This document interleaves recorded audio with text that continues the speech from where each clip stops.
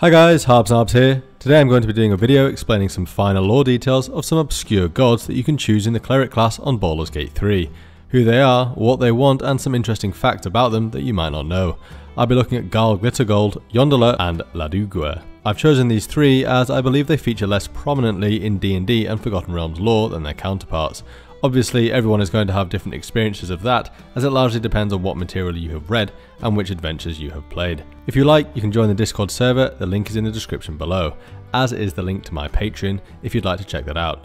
I'd just like to say a big thank you to my newest patron, Aaron. Thanks a lot, it really means a lot to me that you signed up, and I appreciate it immensely. Okay, let's go.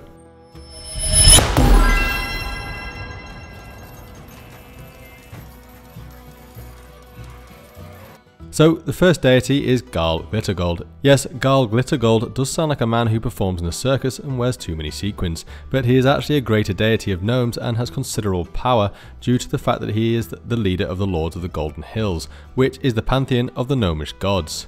According to Deities and Demigods 2002, Garl has the portfolios of gnomes, humour, wit, illusion, gem cutting and jewellery making, and therefore he isn't just worshipped by gnomes exclusively. It's common for people in the realms to worship gods unique to their race, just look at Eri in Baldur's Gate 2. Garl is described as follows: a handsome golden skinned gnome with glittering gemstones for eyes. He is well dressed, usually in a silk jacket with long tails and a silk hose. He always wears a lot of gold jewellery and accoutrements. Now I didn't know what accoutrements meant, but it apparently means equipment, things and stuff, so he wears jewellery and stuff. Garl promoted a doctrine of practicality tempered with humour. Ignorance and complacency are dangerous, and he urges the gnomes to explore the world around them and find a new way of doing things. He also emphasised brain over brawn, and that embarrassing a foe can be just as effective as slaying or capturing them. This could be particularly fun to explore in D&D, especially if you had a party of gnomes. You could certainly try to get creative, although that does sound like a lot of prep.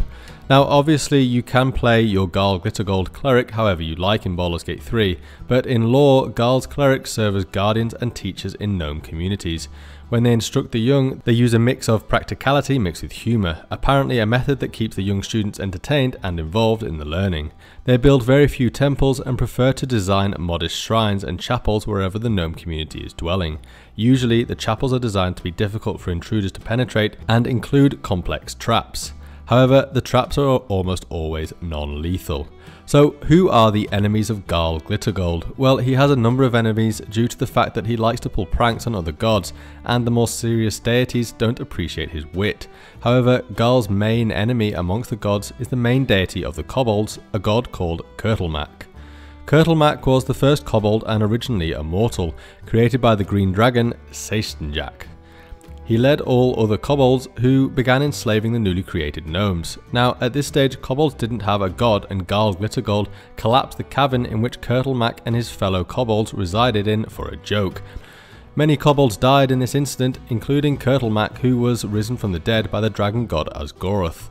Kurtlemak then ascended into divinity, becoming the god of all kobolds and swearing that Garl Glittergold would forever be his mortal nemesis.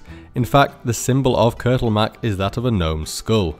We haven't seen any kobolds in Baldur's Gate 3 yet, but I'm sure that we will. I mean, the annoying little rats featured a lot in the first Baldur's Gate game. According to Faiths and Pantheons 2002, Garl also continuously plays pranks upon deities that represent creatures from the Underdark. So if you want to roleplay your good gnomish cleric of Garl Glittergold accurately, then you'll act as what we call in the UK a total wind-up merchant. Ultimately, Garl is good at heart and prefers to guide the gnomes down a path of good deeds, with a cheery and humorous outlook on life.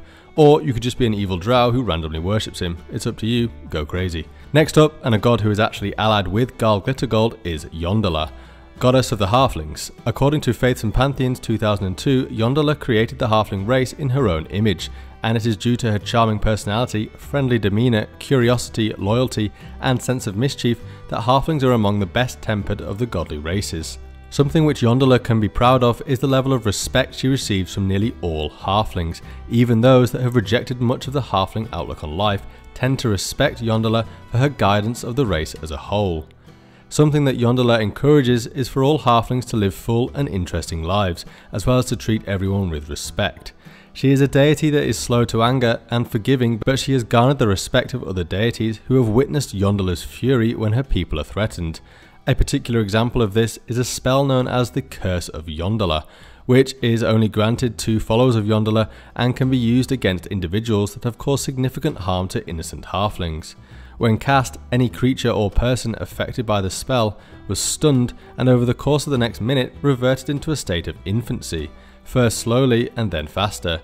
The infant would then be raised by the halfling community and taught to be good, like a sped up version of Benjamin Button, but at the end he's raised by a bunch of hobbits and becomes Frodo Baggins. Halflings represent a truly good and pure creation, and Yondalla knows this, therefore she does anything within the bounds and rules of her own honour to protect this, striving to continuously set a good example. Yondalla resides upon a plain called the Green Fields, which was also the home of all deceased good halflings. It was named as such due to the fact that it was literally a lush green field that extended in all directions for eternity. Some good deities tend to reject those that had once followed them but then turned evil. However, Yondalla does not reject any evil halfling and instead strives to guide them back to her fold. And like all good deities, Yondalla had many enemies, but in particular she did not like Bane, Cyric, Talona, Talos and the deities of fury, which included Auril, Malar and Umberlee, the Bitch Queen. The rest of the halfling pantheon are collectively known as Yondalla's children, and she has a very good relationship with all of them. Even Tymora, the human goddess of luck, has started to be accepted by the halfling pantheon, and Yondalla strives to be accepting of everyone. If you choose to play a cleric of Yondalla and you wish to be true to her dogma, then your character would certainly be extremely virtuous and good-natured.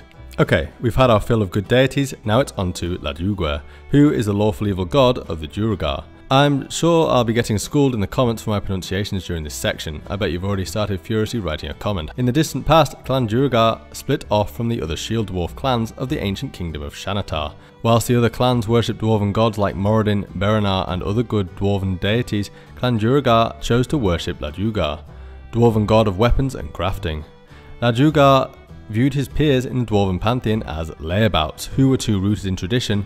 This way of thinking passed on to the Duergar, who also thought the same of their mortal dwarven cousins.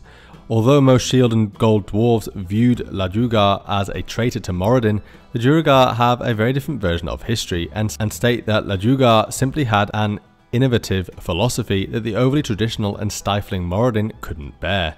According to Faiths and Pantheons 2002, ultimately, no mortal knew the true story of what happened between Moradin and Laduguer, but it is largely believed that Moradin would have killed Laduguer if it wasn't for the staying hand of a good dwarven goddess by the name of Berenar Truesilver, who was married to Moradin and encouraged him to show mercy to Laduguer.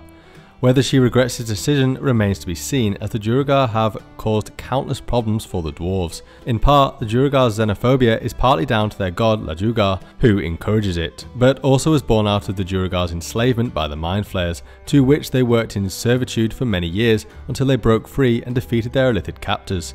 However, it was this time in captivity that caused a significant change in the Duergar biology, cementing them firmly as a dwarven subrace. The clerics that make up the clergy of Laduguer are known as Thuldor, which means those who endure, and this encapsulates the feelings of not only Laduguer, who believes himself hard done by the others in the dwarven pantheon, but also by the Duergar themselves. Laduguer actually also has a daughter, who he resides with upon his plane called Hammergrim, which was located upon Thuldanin, which was itself located on the second layer of Archeron, which acts as a bridge between the ordered plane of Mechanus and the evil of the Nine Hells. But this is going down the rabbit hole of obscure lore, so let's pull it back. Laduguer's daughter is called Deep Duergar, who, although allied with her father, regularly schemes against him. She has the portfolio of conquest and psionics, after her followers managed to transfer the illithid psionics into their own bodies. As it was Dark Duergar that directed them to do this, they revere her as the progenitor of their psionic powers. Now, interestingly, in 1383 DR, Laduguer and Dark Duergar were killed by members of the Dwarven Pantheon, and their realm of Hammergrim was dispersed into the astral plane. According to the Neverwinter campaign setting, the archdevil Asmodeus actually started to impersonate Laduguer and made many pacts with the Duergar. These pacts would allow Asmodeus to claim many souls, but likewise these infernal pacts made sure that the Duergar could escape the clutches of their Darrow foes, who had in fact enslaved them at the time of Laduguer's death. Interestingly, Laduguer returned in 5th edition without much explanation, as we can see him and his daughter in the 5th edition Sword Coast Adventurer's Guide, but this is quite a common feature of the Second Sundering, returning the world to its pre-Spellplague state. You cannot actually be a Duergar in Baldur's Gate 3 yet, but it is my feeling that you will be able to upon its full release. And if you want to roleplay a Laduguer cleric, well then your character should be jealous and hateful towards other dwarven races. Your character would also feel a sense of superiority, especially over dwarven clerics that worship Moradin, as Duergar certainly feel like Laduguer's philosophies make far more sense. Okay, thanks for watching guys. If you enjoyed this video then do please consider giving me a like and subscribe. It will really help me out, and I'll see you next time. Bye!